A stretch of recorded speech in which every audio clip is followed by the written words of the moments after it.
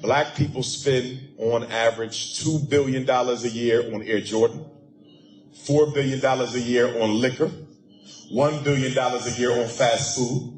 You saw what just happened with Popeyes. $40 million in a matter of hours. Yes. And we weren't even paid for that. Black women spend almost $20 billion a year on hair care and beauty products.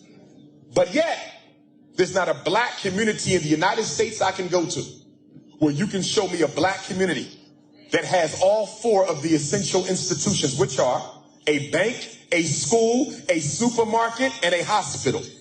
A bank to invest in the people, a supermarket to feed the people, a school to teach the people, and a hospital to save the people.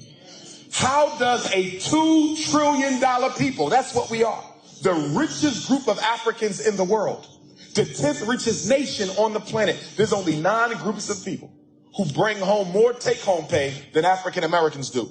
And we don't have an independent community. There's 2 reasons for that.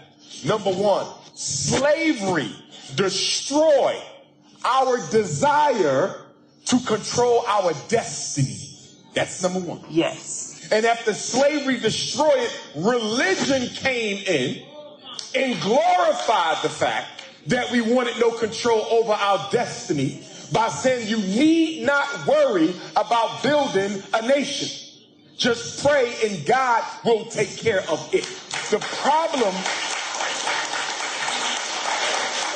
problem with religion is not the religion. It's how Negroes who come in the name of Jesus and Muhammad teach it to politically uneducated black folks. There's nothing wrong with the Bible. There's nothing wrong with the Quran. But there's cowards in charge who don't want to use those books to wake black people up, so they rather put us to sleep. You see?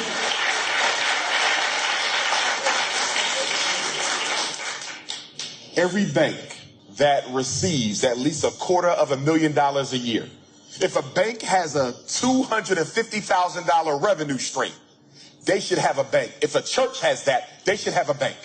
If you're a church with at least $250,000, you must have a bank for 2 reasons. You bring in enough revenue to invest in us to the point where every black person in Pontiac should have their own business. No black woman should ever have to work for a white man in her life when you got black churches bringing that type of money in. You see? But they don't.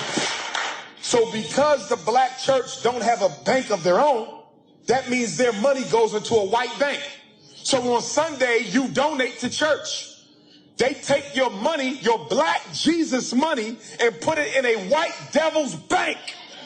And then the white devil, stay with me, will take black people's Jesus money, and they will give it to other white devils to come into Pontiac and buy up your neighborhood and push you out with your own money.